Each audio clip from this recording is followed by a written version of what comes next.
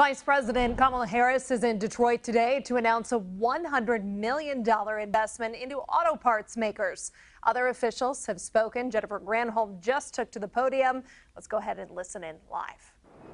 Secretary, and of course our Vice President, who along with our boss, the President of the United States, is bringing manufacturing back to the United States in a big way. And can I just say, folks, the evidence around us in terms of what we are seeing on the ground is amazing. So, for example, since the President's agenda was passed, the Department of Energy alone has committed more than $6 billion in grants and loans benefiting Michigan. And that just pales in comparison to what the private sector is doing in Michigan between the tax credits and the grants that are happening. So in Michigan, just in the energy space, we have seen 50 companies announce that they have come or are expanding in Michigan to manufacture clean energy products. 50 companies that have said we are going to come and hire people in Michigan, hiring more than 21,000 people, $22 billion in investment, good paying jobs. Good paying jobs. You know, so as factories go up, as cranes start to appear, and people wonder, can I get one of those jobs? So we are, you know, for companies, there's no shortage of a desire for talent, and for folks out here, there is no shortage of talent. So we got to connect talent and those who want to hire folks. So as of today, I just want to say applications are open for a first-of-its-kind fellowship that will help ensure that local workers can get those jobs. Are we okay back over there? Is that all right? All right, good. The program is called Readiness Accelerator for Major Programs, or RAMP.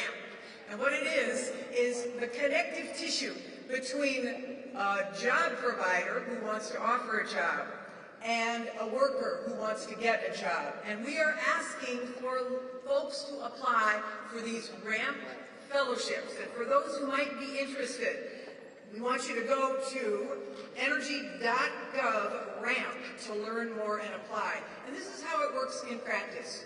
So just in Southeast Michigan alone, you realize there's this whole cluster of economic development around the electrification of vehicles. There are 16 companies just in Southeast Michigan that have announced that they are expanding for electric vehicles.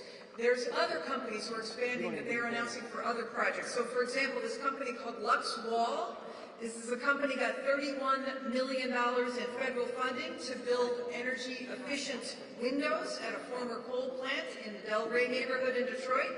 That project alone is going to create 277 jobs. So as a condition, right? But as a condition of receiving the grant, they're going to be committed to strong worker training and apprenticeship programs so that local workers can fill those 277 jobs. So this is how it works. In receiving funding, we are making sure that a company commits to training on the ground and hiring local workers for those jobs, and that's why this connective tissue is such an important part of today's announcement, in addition to what the Vice President will be announcing here shortly. Bottom line, Michigan, you guys are killing it in terms of jobs, job creation, in terms of the electrification of the auto industry, in terms of the UAW, in terms of union workers. I'm telling you, this is a great day, a great administration, and a great friend to Michigan. Thanks, y'all.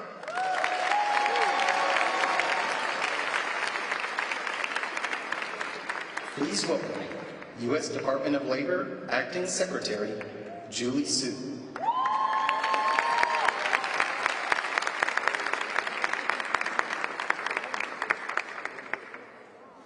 Thank you so much. It is always great to be in Michigan with hometown hero Secretary Granholm, who is showing up and showing what Michigan stands for, what Michigan can do across the country and around the world. So for President Biden, President Harris and our entire administration, Made in America is not a slogan. It's an economic strategy. And Made in America means made by America's workers. We've seen this right here in Detroit. We've seen it in Michigan. We've seen it with the auto workers. Last year, through their strength and solidarity, the United Auto Workers not only reached a historic contract with 25% wage increases and improvements to health and retirement benefits, but also showed what it's like when workers have a real seat at the table.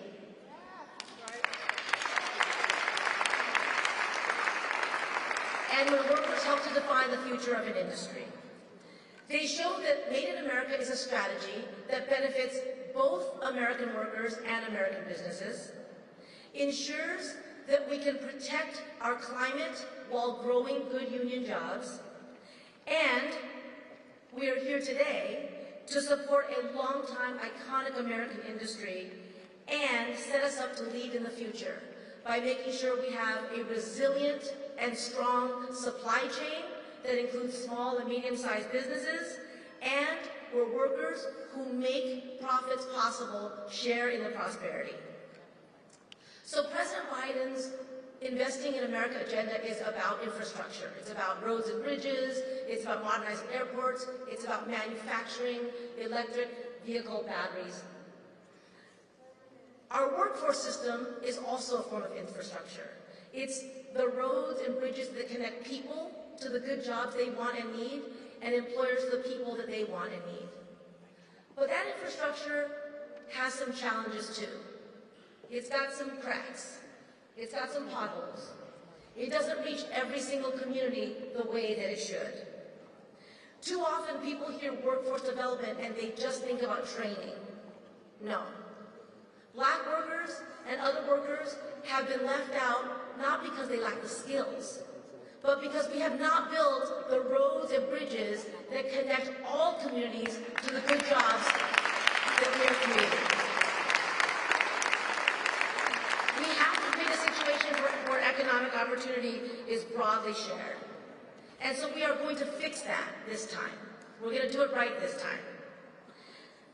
In President Biden's and Vice President Harris's America, we are building a workforce infrastructure that connects all communities. That is the bridge from poverty to prosperity and from racial exclusion to real equity. And that's why we have named Detroit a workforce hub. And so Secretary Granholm and I look forward to working with all of you, with the employers who are in this room, with community-based organizations that serve communities, including Black-led organizations, with educational institutions, with unions, and with local leaders to connect people to the good jobs that are being created right here. We also have to make sure that all jobs, including battery manufacturing jobs, are safe jobs.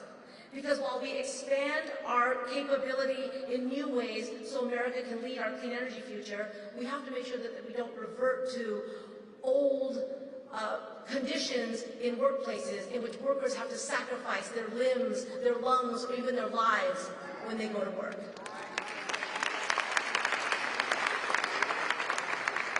All workers have to come home safe and healthy at the end of the day. So this is a historic time, as you've already heard, for manufacturing in America. This community knows what it looks like when we make things here. The pride, the economic security, the ways that good jobs lift up all communities. But you also know what it's like when those things leave. The insecurity, the precarity, the fear. Not this time, not on our watch. We're going to do it right. We're going to do it right by America's workers, and we look forward to doing it with you all together. Thank you.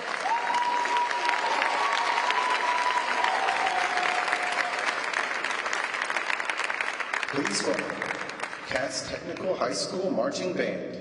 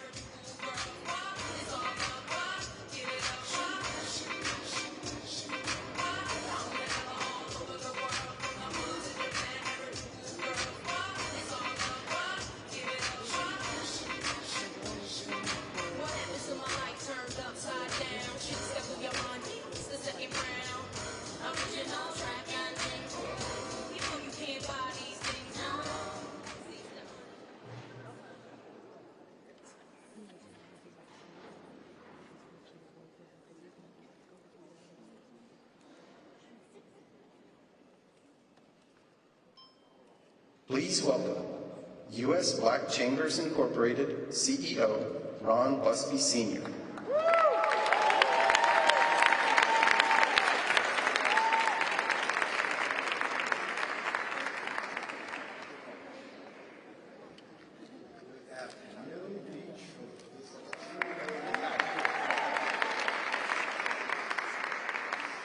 Before I begin, I want to make sure that I give a couple of acknowledgments. First off, thank you to the museum for allowing us to be here this afternoon. This is got a beautiful afternoon. And I want to also acknowledge Ramia Ambrose Burbank, who will visit me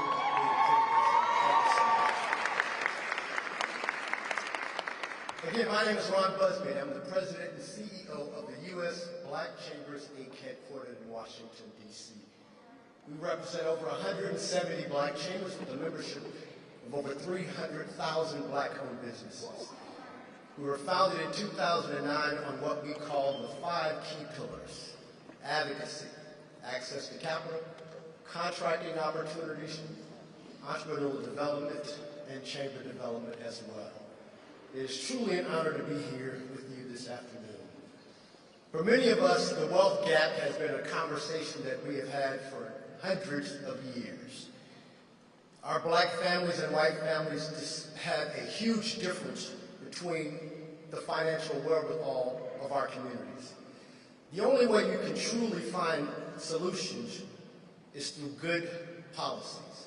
Policies that are intentional, transparent, and accountable. That's what today is all about. This administration is addressing these major challenges, such as reviving Main Street America post-COVID. You see, during the first 3 months of COVID, between the months of February and April of 2020, we lost 41% of all black-owned businesses. Roughly 442,000 businesses closed. And when we surveyed them, they said it was because of lack of capital and good information. This administration understood those challenges, and because of the work that they have done, over 75% of our businesses have reopened, gaining higher revenue goals than they had received in previous years.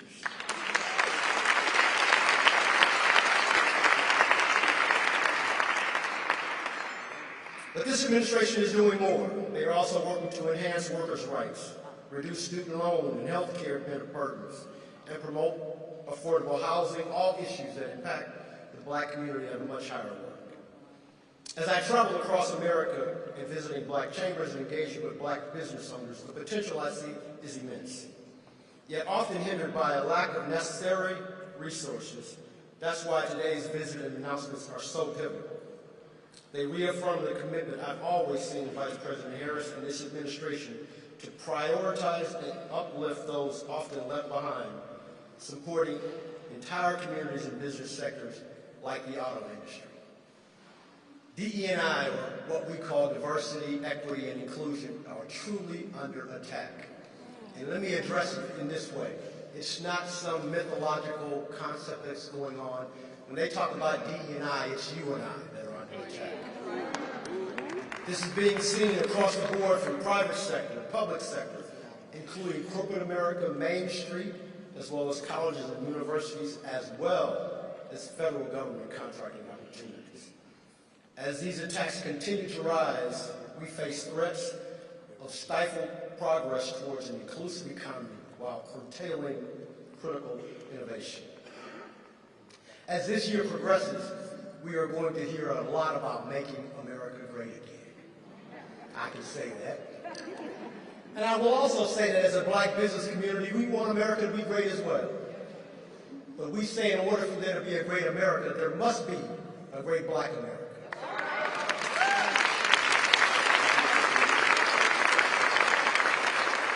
And in order for there to be a great black America, we must have great black businesses.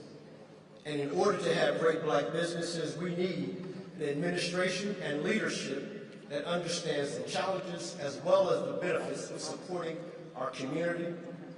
And so now it is my honor to introduce you to our first female and only black Vice President of the United States of America.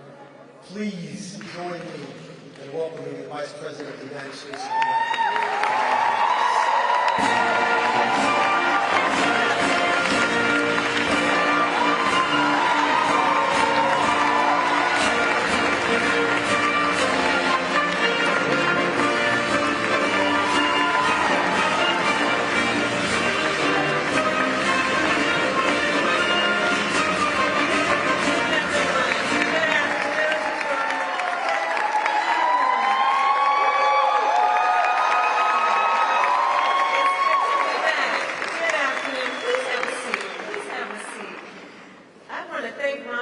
Busby, many of us have worked with him over the years and know, as president of the U.S. Black Chambers, he has been an extraordinary leader to an essential organization in our fight for economic empowerment. Can we please hear for Ron Busby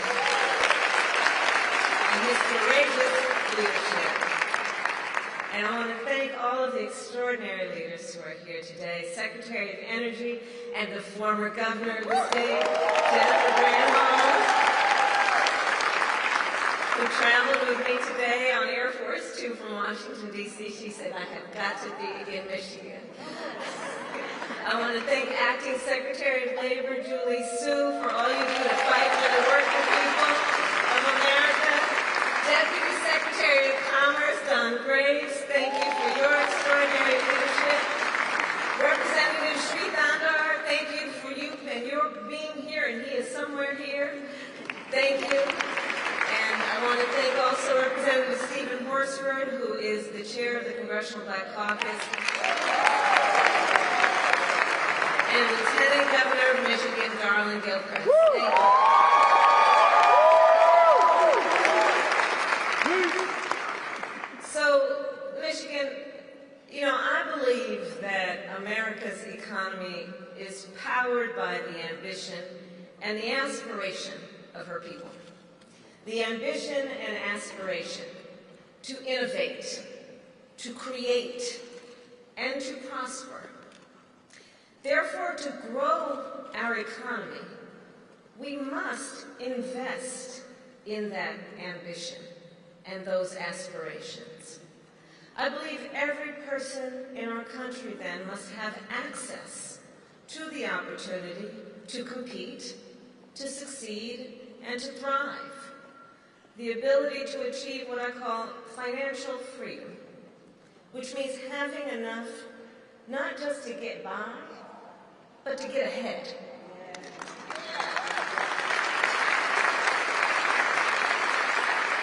be able to build a business, to own a home, to start a family, and to create intergenerational wealth. Which is why over the past 3 years, the President and I have invested now trillions of dollars in America's infrastructure, in clean energy and a clean energy economy, in manufacturing, and in supply chains.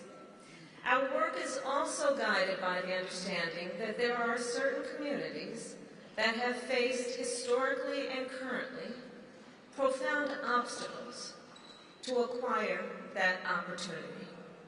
And I'll tell you, over the last 3 years, both in the White House and at the Vice President's residence, where I live,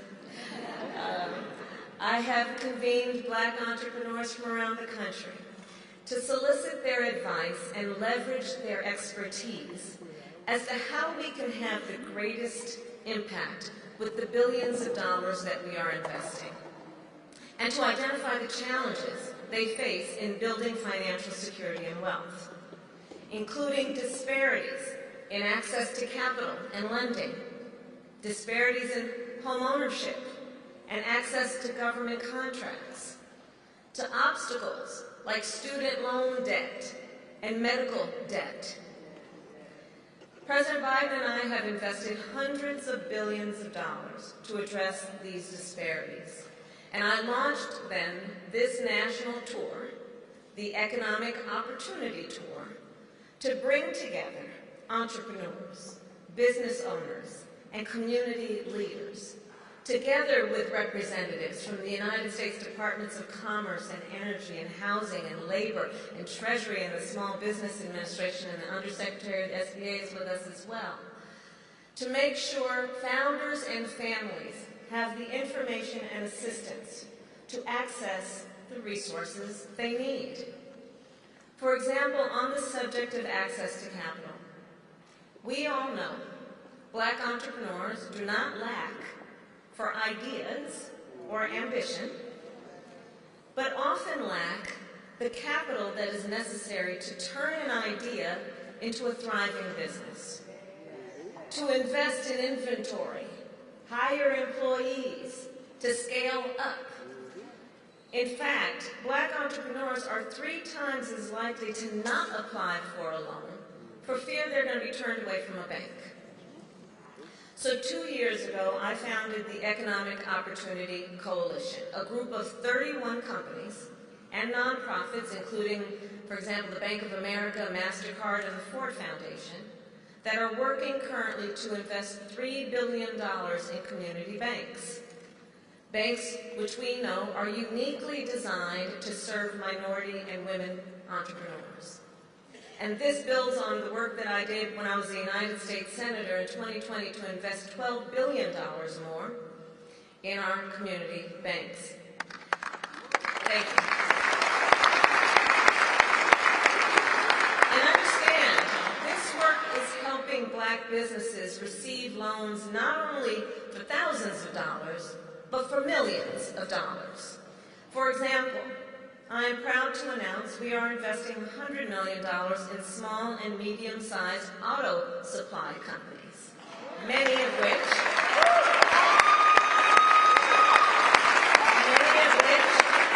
are Black-owned and based right here in Michigan.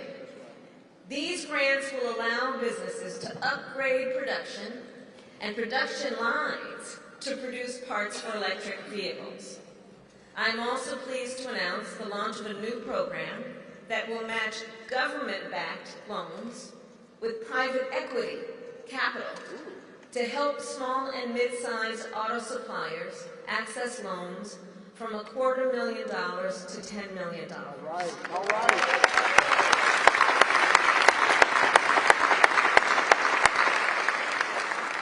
The strength of America's economy is also based on the strength of America's supply chains. We all learned that in the pandemic, if we weren't clear before.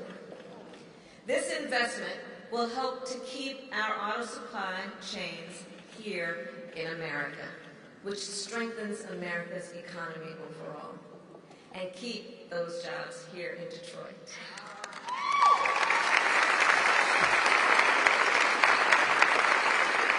We are also expanding access to government contracts. At the beginning of our administration, President Joe Biden and I pledged to increase federal contracts for minority-owned small businesses by 50%. Knowing that, traditionally and historically, folks didn't necessarily have access to the relationships to get those contracts. And we are on track to meet our goal by the end of next year, which means thousands more minority entrepreneurs with contracts worth hundreds of thousands and even millions of dollars. Contracts which can last up to 5 years with the option to renew for 10, 20, and 30 years. Think about what that means in terms of a sustained investment in all of the folks that over a period of time will benefit. Now, I also want to point out, because there is a contrast here between us and the last administration. The last administration invested access to tax cuts for billionaires. We are investing in access to capital for entrepreneurs.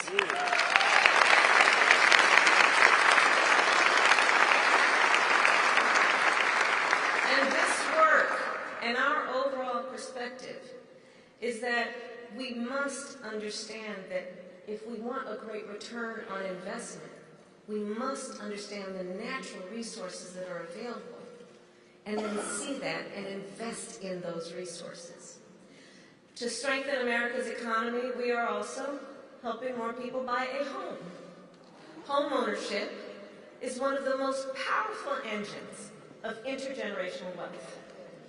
It builds equity, which can help pay for a child's college education, or provide equity that then can be used as startup capital to start a business.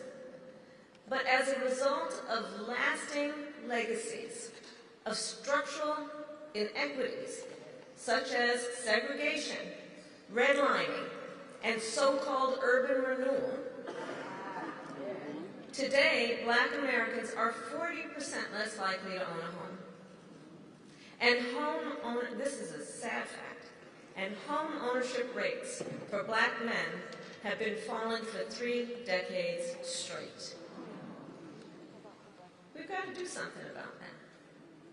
So to help address these disparities in our budget, President Biden and I outlined a blueprint to provide folks who are first in their family to buy a home with $25,000 toward a down payment.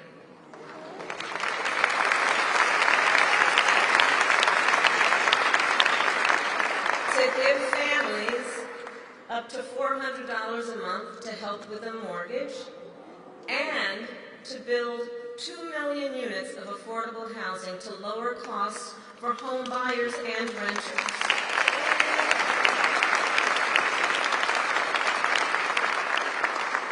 We are also calling out and addressing the issue of racial bias in home appraisals. We all know the stories. We've heard the stories. The stories like of a Black family that gets a home appraisal and the valuation is much lower than they know what their home is worth. So they get a new appraisal, only this time they replace their photographs with photos of a family friend who is white, and they ask that family to bring in the appraiser. And the new appraisal is much higher. We've heard those stories. Today, I'm proud to report that we have made it now easier for more homeowners to appeal home appraisals, and we have reached a commitment that all licensed home appraisers be required to complete racial bias training.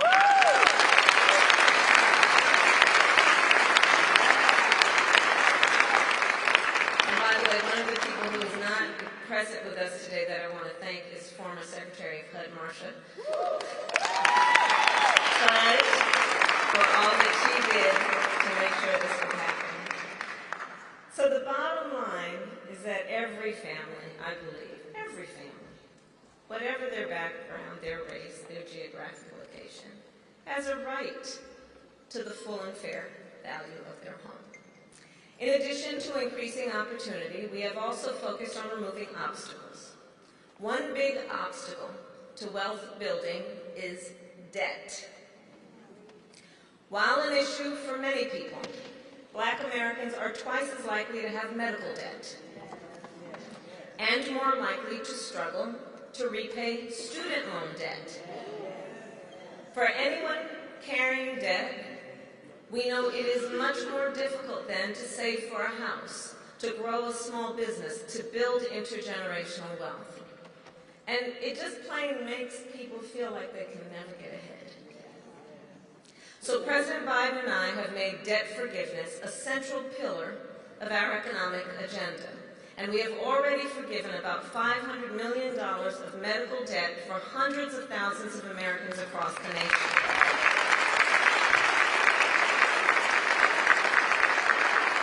And in Wayne County, Michigan, we will forgive an additional $700 million of medical debt for as many as 300,000 people.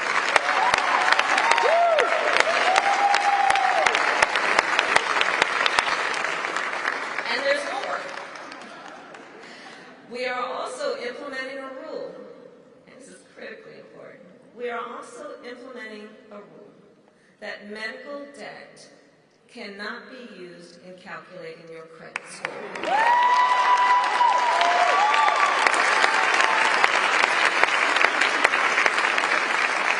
Which means medical debt cannot be the reason someone is denied a car loan, a home loan, or a small business loan.